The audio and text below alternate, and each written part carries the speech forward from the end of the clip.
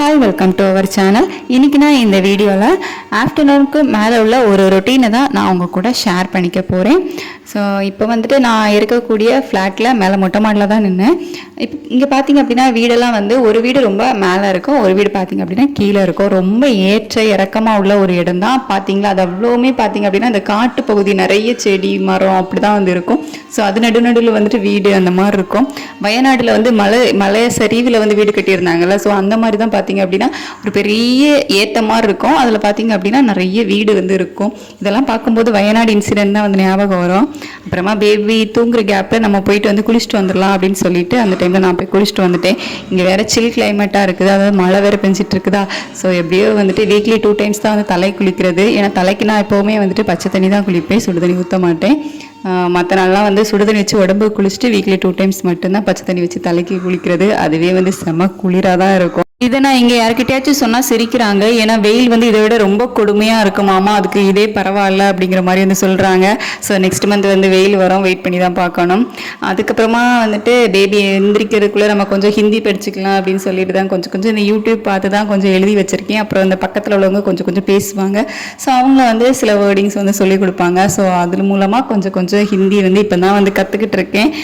ஒரு சில வேர்டுக்கு வந்து தெரியும், ஹிந்தியில் வந்து இப்படி தான் சொல்லணும் அப்படிங்கிறது வந்து தெரியும். பட் ப்ராப்பராக வந்து அந்த பாஸ்ட்டு ஃபியூச்சர் அதெல்லாம் போட்டு பேசுவாங்கல்ல, அது வந்து தெரியலை. கொஞ்சமாக இப்போ தான் வந்து கற்றுக்கிட்டு இருக்கிறேன். பேபி வந்துட்டு 1 hour தான் டீப் ஸ்லீப்பில் இருப்பார். அதுக்கப்புறமா அடிக்கடி வந்து முழிச்சிக்கிட்டே இருப்பான். பக்கத்தில் இருந்து அவனை தட்டி கொடுத்துட்டே இருந்தோம் அப்படின்னா கொஞ்சம் தூங்குவான். அதுவும் வந்து சவுண்டே இருக்கக்கூடாது, ரொம்ப அமைதியாக இருந்தால் தான் அந்த தூக்கமும். இல்லை அப்படின்னா 1 hour தான், அதுக்கப்புறம் உடனே வந்து எந்திரிச்சுப்பார். ஸோ அவரை தான் வந்து போய் பார்த்துட்டு அப்பப்போ முழிக்கும் போதெல்லாம் போய் தட்டி கொடுத்துட்டு வந்தேன். ஏன்னா அங்கே அந்த ரூமில் லைட் போட்டோம் அப்படின்னா கூட அவன் தூங்க மாட்டான், முழிச்சிருவான். எனக்கு வந்து இந்த பகலில் தூங்குற பழக்கம்லாம் கிடையாது, அதாவது மத்தியான டைமில் தூங்குறதெல்லாம் வந்து கிடையாது. டே ஃபுல்லாகவே எனக்கு வந்து ஏதாச்சும் வேலை வந்து பார்த்துட்டே இருக்கணும், நம்ம டைமை வந்து வேஸ்ட் பண்ணிடக்கூடாது அப்படிங்கிற மாதிரி இருக்கும். ஸோ பேபி வச்சுட்டு என்னால் ஒர்க்கும் போக முடியல. ஸோ வீட்டில் இருந்துட்டு என்னால் என்னெல்லாம் பண்ண முடியுமோ அதெல்லாம் வந்து நான் பண்ணிகிட்ருப்பேன். ஸோ என்னோடய டைமை வந்து வேஸ்ட் பண்ணக்கூடாது அப்படிங்கிறதுல தான் நான் தெளிவாக இருப்பேன். 1/2 hour கூட ஹிந்தி வந்து படிச்சிருக்க மாட்டேன், அதுக்குள்ளே பேபி வந்து முழிச்சிக்கிட்டாரு. ஸோ அதுக்கு முன்னாடி ஒரு 1 hour தூங்கியிருந்தார் நான் குளிக்கிற டைமில். ஸோ மொத்தமாக ஒரு 1.5 hour தான் தூங்கினார். அதுக்கப்புறமா நாங்கள் 2 பேரும் அப்படியே கிளம்பி வந்துட்டு இங்கே ஒரு ரிலேஷன் வீடு இருக்குது. ஸோ அங்கே வந்துட்டு ஃப்ரிட்ஜு மிக்ஸி எல்லாமே இருக்குது. நமக்கு ஃப்ரிட்ஜு மிக்ஸி எல்லாம் இல்லைல்ல. ஸோ மீன் வாங்கி அங்கே வச்சுருந்தோம், அதை எடுத்துகிட்டு வரலாம் அப்படின்னு தான் போனோம். இங்கே பாருங்கள் என்ன பெரிய ஏத்தமாக இருக்குது பார்த்தீங்களா. ஸோ இப்படி தாங்க அங்கே ஃபுல்லாகவே இப்படி தான் ஏத்தம் இறக்கம் இந்த மாதிரி தான் வந்து இருக்குது. இந்த ஏத்தத்தில் வந்து பேபியை தூக்கிட்டு போகிறதுக்குள்ளே எனக்கு வந்து வேர்த்தே ஊற்றிடுச்சு. என்னை பார்த்துருப்பீங்க, அவ்வளோ வந்து எனக்கு சொட்டிங் ஆக ஆரம்பிச்சிடுச்சு. ஸோ அவனை நட அப்படின்னாலும் அவன் நடக்க மாட்டான், தூக்கிட்டு தான் இருக்கணுமா. ஸோ அங்கே போனதுமே அவங்க வந்து கொய்யாப்பழம் கொடுத்தாங்க.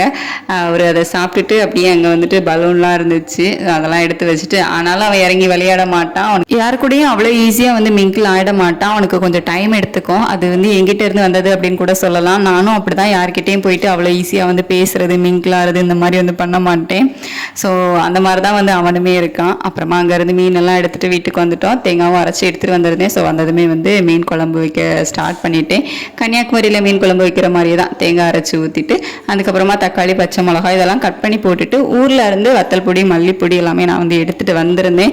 நம்ம பேக்கெட்டில் வாங்கினோம் அப்படின்னா வந்து எப்படி நல்லா இருக்குமாங்கிறது தெரியாது. ஸோ ஊர்லேருந்து எடுத்துகிட்டு வந்திருந்தேன். அந்த வத்தல் பொடி கொஞ்சம், மல்லிப்பொடி கொஞ்சம், அதுக்கப்புறம் கொஞ்சம் மஞ்சள் பொடி இதெல்லாம் போட்டு நல்லா மிக்ஸ் பண்ணி, புளி மறந்துட்டேன், அதை நான் வீடியோவும் எடுக்கலை. ஸோ புளியை வந்து கரைச்சி ஊற்றிருக்கேன். இதெல்லாம் வந்து நல்லா கையை வச்சு மிக்ஸ் பண்ணி விட்டுட்டு அதை அப்படியே கொஞ்சம் கொதிக்க விடணும். லைட்டாக அது கொதிச்சதுக்கு அப்புறமா நம்ம மீன் போட்டோம் அப்படின்னா வந்து கரெக்டாக இருக்கும்.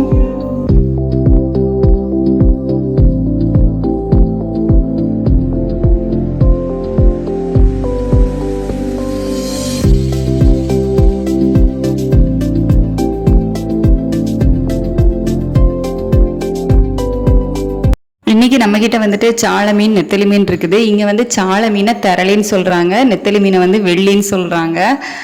இந்த சாலை மீனுமே வந்து பேச்சாலை, கன்னியாகுமரியிலலாம் வந்துட்டு பேச்சாலை அப்படின்னா வந்து சொல்லுவோம். நாங்கள்லாம் அந்த மீன் வந்து வாங்கவே மாட்டோம். பட் இங்கே வந்து அதுதான் கிடைக்கிது. இந்த மத்தி சாலை, நல்ல சாலைன்னு சொல்லுவோம், அதெல்லாம் வந்து இங்கே கிடைக்கிறதே இல்லை. சரி, ஓகே, இதுதான் கிடைச்சிது அப்படின்னு சொல்லிட்டு வாங்கியாச்சு. சாலை மீனை குழம்பு வச்சுக்கலாம், இந்த நெத்தலி மீனை வந்து பொரிச்சிக்கலாம் அப்படின்னு சொல்லிட்டு பேபிக்கு வந்து ஒரு 2-3 சாலை மீனும் எடுத்து வச்சுக்கிட்டேன் பொரிக்கிறதுக்கு. ஏன்னா அவன் அந்த நெத்தலி மீனில் அவ்வளோவா சதம் இருக்காது இல்லை. ஸோ அதனால பேபி வந்து அந்த சாலை மீன் ரொம்ப பிடிக்கும் அவனுக்கு. அதனால சாலை மீனும் கொஞ்சம் ஃப்ரை பண்ணுறதுக்கு வந்து எடுத்து வச்சாச்சு.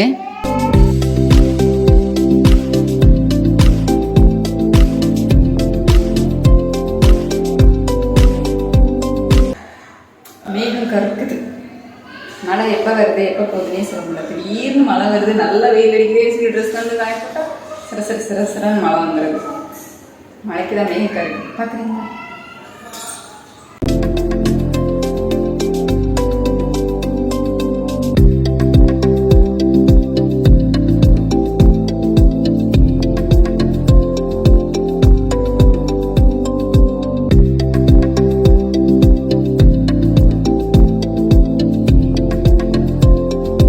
குழம்பு கொதிச்சிடுச்சு. இப்போ நம்ம ஃபிஷ்ஷை போட்டோம் அப்படின்னா கரெக்டாக இருக்கும். சாலை மீன் தான் வந்து நம்ம குழம்புல போடுறோம். ஸோ சாலை மீன் குழம்பு தான் வந்து நமக்கு இன்றைக்கி. அதுக்கப்புறமா இந்த அடுப்பில் இருந்து எதுக்கு இன்னொரு சைடு மாற்றுறேன் அப்படின்னா, அந்த பர்னரில் கொஞ்சம் ஸ்லோவாக தீ எரியும். நம்ம வந்து மீன் போட்டதுக்கப்புறம் நமக்கு வந்து ஸ்லோவாக வந்து தீ எரிஞ்சால் போதும். அதனால் இந்த சைடு இருந்து அந்த சைடு மாற்றியாச்சு. இந்த அதிகமாக வந்துட்டு அதாவது என்ன சொல்கிறது, ஹை ஃப்ளேம் நிறைய தீ வரும்ல, அந்த சைடு இருக்கக்கூடிய சைடில் நம்ம வந்துட்டு பொரிக்கிறதுக்கு ரெடி பண்ணிட்டோம். ஸோ தவா வச்சு மீன் பொரிக்கிறதுக்கு ஆரம்பிச்சாச்சு. சைட் பை சைடு 2 வேலையும் வந்துட்டு ஒரேடியாக முடிஞ்சிடும்ல. இல்லை அப்படின்னா இது ஒருக்கா அது ஒருக்கான்னு சொல்லிட்டு ஃபுல் டைம் வந்து கிச்சன்லேயே ஸ்பெண்ட் பண்ணுற மாதிரி இருக்கும். நம்ம வந்து 2 in 1 வந்து 2ஐயும் ஒரேடியாக முடிச்சிடலாம். குழம்பு நல்லா கொதித்து மீன்லேருந்து எண்ணெய் பிரிஞ்சு வரணும். ஸோ அது வரைக்கும் குழம்பு நல்லா கொதிக்க விட்டோம் அப்படின்னா தான் டேஸ்ட்டாக இருக்கும். அதுக்குள்ளே பேபி வந்து என்ன தூக்க சொல்லிட்டாரு.